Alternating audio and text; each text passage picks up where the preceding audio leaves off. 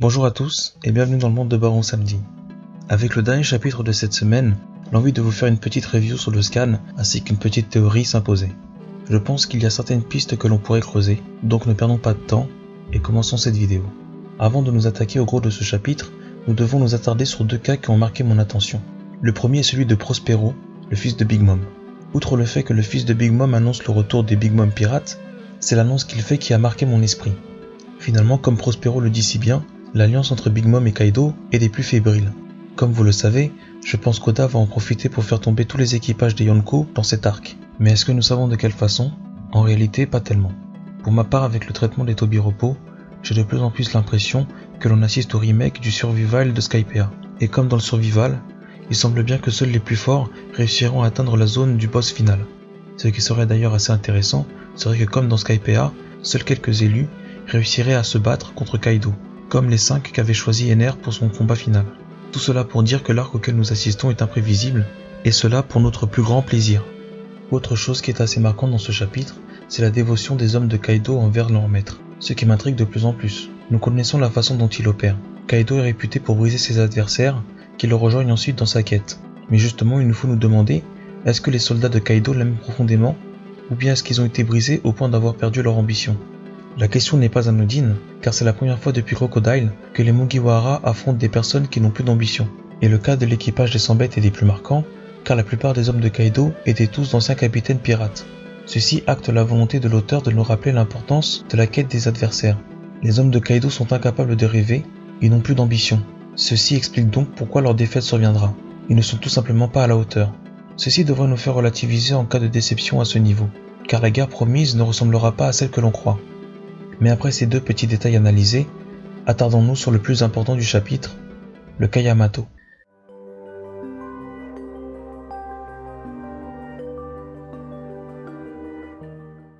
Le chapitre de cette semaine nous introduit un personnage qui a beaucoup fait parler. Alors que l'on attendait presque plus son apparition, Yamato nous est présenté, et le moins que l'on puisse dire, c'est qu'il fait honneur à son père. Enfin son père, cela reste encore à prouver. Je sais que comme moi, vous vous posez tous la question de son identité. Mais en réalité, la question la plus importante que nous devons nous poser sur Yamato, c'est qu'est-ce qu'il recherche. Je conclurai sur son but avec ma propre théorie, mais pour le moment, essayons de nous attarder sur les différentes hypothèses sur son identité. J'aimerais vous faire part de quelques théories que j'ai pu voir dans la communauté One Piece, notamment chez mes camarades du forum Manga France. Vous verrez que ces théories donnent à réfléchir. Alors, commençons par la première théorie.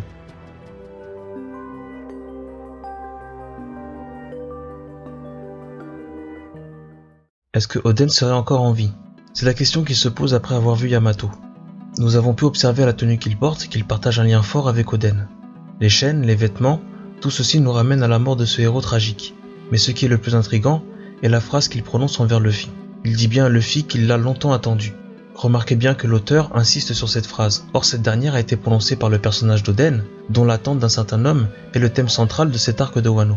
Alors peut-on songer à cette idée que finalement l'âme d'Oden aurait survécu à son assassinat? Si oui, par quels moyens? Beaucoup de solutions viennent en tête.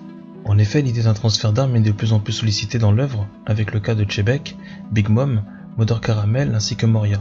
Et c'est d'ailleurs le personnage de Big Mom qui apparaît comme la solution la plus évidente, surtout lorsqu'on se penche sur cette dette dont Kaido doit s'acquitter. Une dette à vie. En tout cas, comme je l'ai dit sur le forum, je trouve cette théorie assez bonne, car elle apporte quelque chose au niveau de la fascination de Kaido pour Oden. Je vais vous expliquer pourquoi. Lorsque l'on se concentre sur la dernière bataille entre Kaido et Oden, on se rend bien compte que les deux hommes se respectent. C'est d'ailleurs Oden qui infligera à Kaido sa plus grande blessure. Or si l'objectif de Kaido est de mourir, on peut s'imaginer qu'en combattant Oden, il aurait trouvé cet homme capable de le tuer. Il fallait donc lui trouver un successeur, et qui d'autre que Momonosuke pour remplir cette tâche? On comprendrait alors la déception qu'il aurait saisie en voyant que le fils de son rival n'était pas à la hauteur. Ce qui l'aurait poussé à faire revenir Oden d'entre les morts par un quelconque moyen. Ceci donne d'ailleurs du crédit à cette annonce étrange que Kaido prévoit de faire à son équipage qui est peut-être liée à sa succession. Kaido, dans le but de se faire surpasser, aurait tenté de créer le fils parfait, mais l'âme d'Oden, beaucoup trop forte et pure, se serait en quelque sorte rebellée. Toutefois, un détail vient à l'encontre de cette théorie. Je ne dis pas qu'il l'invalide ou qu'elle est fausse, cependant je me pose la question. Si Kaido a fait revenir Oden à la vie, pour quelle raison demande-t-il expressément à Orochi de ne pas tuer les fourreaux rouges? Et surtout, pourquoi Kaido dit finalement que Oden ne leur a pas donné d'informations sur Laugh Tale? alors qu'il a justement Oden à ses côtés depuis au moins 20 années. Bien évidemment, il est possible que l'esprit de Oden soit incorruptible ou que sa mémoire ait été en quelque sorte altérée et qu'il ne soit pas réellement Oden en totalité, qu'il ait juste sa personnalité mais pas les souvenirs. Mais ceci serait une étrange manière de détourner la question. Ceci nous laisse donc deux autres hypothèses. Ou bien Yamato est un autre personnage qui nous est connu, ou bien autre solution, il est bien le fils de Kaido. Concentrons-nous sur l'idée que Yamato serait une personne que nous connaissons bien. J'ai une autre théorie pour vous qui a été proposée par un camarade et je suis sûr qu'elle pourra vous plaire.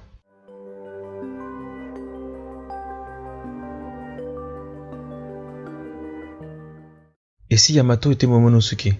C'est l'excellente théorie qui a été proposée par Yunan de Forum Manga France, dont vous pouvez aussi voir la chaîne que je vous mettrai en fiche. Théorie folle certes, mais Yunan vous l'expliquera mieux que moi. Je le cite. Supposons que le fruit de Toki dédouble la personne et sépare l'âme en deux. Il pourrait créer une sorte de version fantôme, et en réalité, on aurait une personne qui se retrouve dans le temps et une autre personne qui resterait à la même époque. Ceci pourrait donc faire qu'il y aurait deux Momonosuke, un qui serait resté dans le temps présent et un autre qui aurait été propulsé dans le futur. Le Momonosuke du présent aurait été élevé par Kaido et celui-ci l'aurait forgé comme une arme. On aurait donc un Momonosuke avec le style de combat de Kaido, la tenue de son père et le masque de vengeance qui représenterait sa mère. Car n'oublions pas que le masque de vengeance, comme le révèle bien Yunan, est porté par les femmes vengeresses. Et ce Momonosuke du passé, ou plutôt du présent, aurait pour mission d'accueillir les voyageurs du temps, comme son père et sa mère le voulaient. Fin de citation. Ce phénomène étrange dont parle Yunan serait une sorte de rémanence temporelle. On peut s'imaginer que le fruit du temps qui nous est inconnu peut créer ce genre de paradoxe. En réalité, le fruit du temps ne transporterait pas un corps, mais une âme. D'ailleurs, n'oublions pas qu'un fruit du démon est lié à l'âme. Cela donnerait une raison pour laquelle Yamato, donc Momonosuke adulte, semble être autant intéressé par Luffy. Comme je l'ai dit, c'est une théorie folle, mais elle peut être servie par le personnage historico-légendaire de Yamato, qui est très lié au thème de la gémellité. Alors pour vous faire un petit résumé, la légende stipule que Yamato, fils de l'empereur, avait un jumeau qu'il aurait assassiné sauvagement. Et l'empereur aurait fait en sorte d'exiler son fils, voire même de l'assassiner en l'envoyant dans le monde à la chasse de monstres plus dangereux que les uns que les autres. Et comme vous pouvez le voir, l'histoire du Yamato légendaire rappelle beaucoup celle du Yamato de One Piece. Tous les deux sont fils d'empereur, et si on poursuit la théorie de Yunan, alors l'idée d'un double de Momo irait bien avec le thème de la gémellité apporté par la légende. Toutefois, comme je l'ai dit à Yunan, pour autant d'arguments qui pourraient servir cette hypothèse, on en a pas mal qui vont à son encontre. Au départ, je comptais sur l'apparence physique, mais comme Yunan me l'a fait remarquer, nous ignorons à quoi ressemble Yamato. Il sera donc difficile d'établir un lien entre Yamato et l'un des personnages que l'on peut connaître. Et surtout, il y a cette histoire d'androgynie qui poursuit Yamato dans sa légende. Bien évidemment, Yamato nous est présenté comme un homme, il dit d'ailleurs bien être le fils de Kaido, mais rien n'est moins sûr. Attendons de voir ce qui se cache sous son masque, là encore c'est à creuser. Le second argument qui va à l'encontre de cette théorie, pour moi c'est Toki. À aucun moment elle ne semblait mettre l'idée qu'une autre elle pourrait se trouver dans le passé. Bien que je reste persuadé qu'elle est sans doute retournée à son point de départ, ne devrait-on pas avoir eu des indices préalables? Le troisième argument se repose sur les tombes des fourreaux rouges. Nous avons bien pu observer qu'ils étaient encore en vie. Et bien évidemment, il reste le dernier argument, le plus important de tous, Orochi. Car en effet, Orochi vit dans la terreur depuis 20 années. Aurait-il été dans un tel état s'il était persuadé de leur mort à tous? Avec le chapitre de la semaine précédente, nous avons bien la confirmation qu'Orochi veut tuer tous les gens qui sont liés à Oden, y compris Momonosuke. Ce chapitre de cette semaine le confirme. Alors Orochi n'aurait-il pas cherché à agir s'il avait su que Kaido élevait en secret le fils de son ennemi? N'hésitez pas à donner vos arguments en commentaire, je pense qu'il y a matière à débattre sur cette théorie. Pour ma part, je terminerai sur ma propre théorie, qui n'en est pas réellement une, car elle ne se concentre pas sur qui est Yamato, mais sur ce que recherche Yamato. Une théorie d'ailleurs que j'avais déjà abordée il y a plusieurs mois sur Kaido. Alors, allons-y.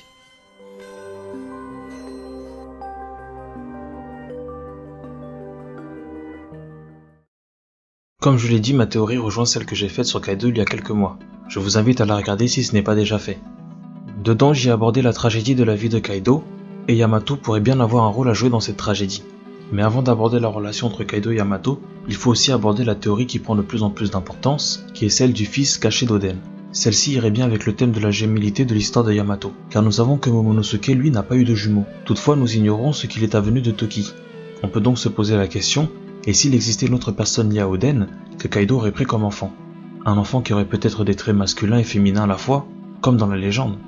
Or si Oden, ou Toki, avait eu un enfant caché, alors ceci expliquerait pour quelle raison Yamato attend Joy Boy, car c'est bien Joy Boy que tout le monde attend. On aurait raconté à Yamato son histoire, et qui d'autre que son parent le plus proche pour cela. Mais revenons à ma théorie. Pour ma théorie, nous partirons du principe que la mère de Yamato n'a pas encore son intérêt dans l'histoire, tant que nous n'avons pas vu son visage. Ce sur quoi moi je vais présumer, c'est sur le père de Yamato, donc je vais partir du principe que Kaido est son vrai père. Le fait qu'il soit son père adoptif ne changera absolument rien à la théorie, car ce qui est important c'est la relation que les deux ont ensemble. Puisqu'on a fixé ce point, nous pouvons aller dans la théorie. J'ai relu les chapitres de l'exécution d'Oden en passant par le combat du Don, et il n'y a aucune case où on peut observer un Yamato potentiel. Or il semblerait bien que Yamato voue une admiration sans borne à Oden, au point de se vêtir comme lui, et de poursuivre ses objectifs. Cela n'aurait pu arriver que si Yamato avait lui aussi été spectateur de la mort de son héros, non? Or à aucun moment Oda nous laisse une case où on pourrait observer Yamato. Il semble bien nous présenter les 5 familles, je vous envoie la page 5 du chapitre où Oden est exécuté, alors pourquoi ne pas nous glisser Yamato dans une case? Un type comme Oda qui aime donner des indices se serait raté à ce point? Je l'imagine difficilement.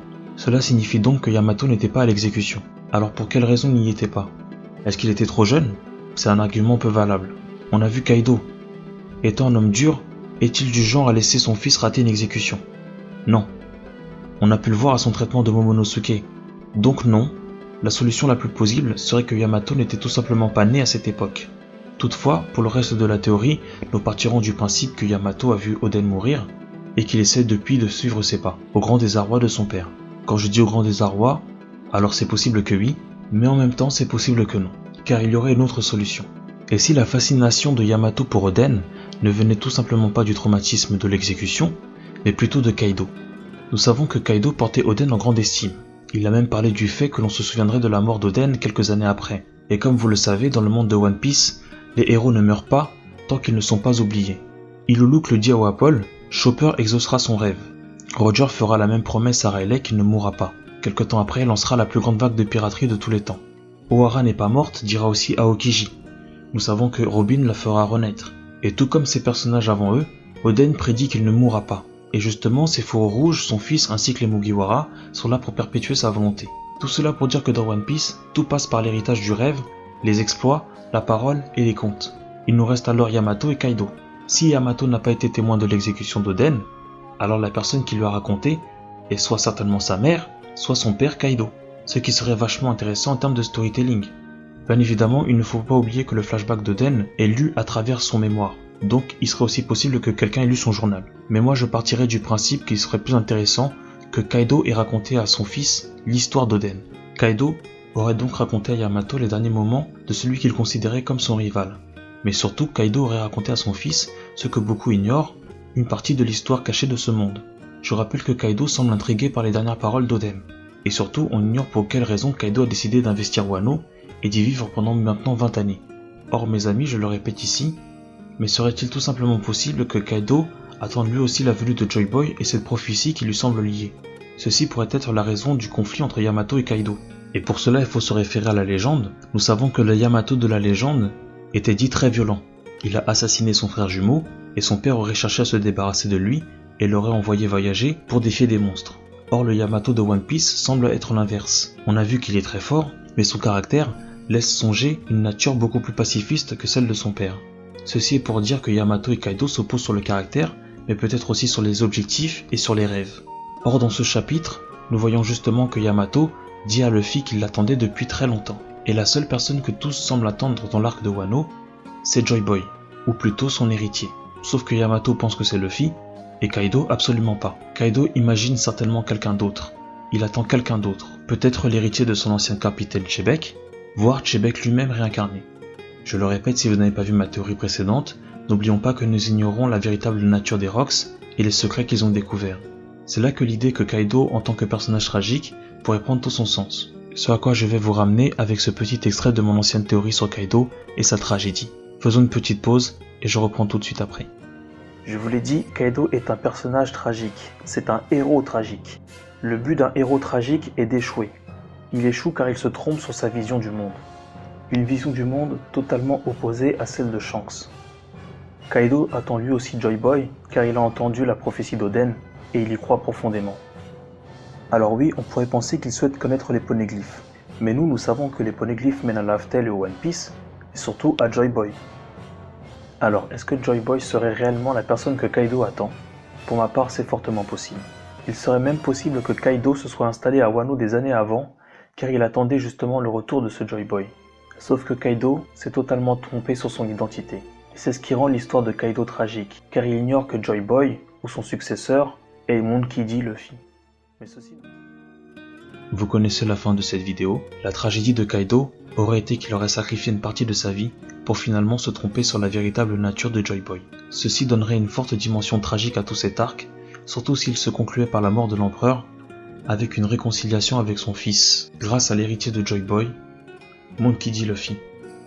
Ainsi donc se termine cette longue review. Je suis très heureux d'avoir eu un peu de matière pour la faire. Je remercie les membres du forum qui ont accepté que je diffuse leur contenu, et je leur salue encore une fois. Yunan, je te salue, et j'espère que l'arc de Wano continuera à nous surprendre. En tout cas pour ma part, j'ai terminé. Je vous dis à très bientôt pour de nouvelles vidéos et de nouvelles analyses, et je vous dis à la revoyure sur Grand Line.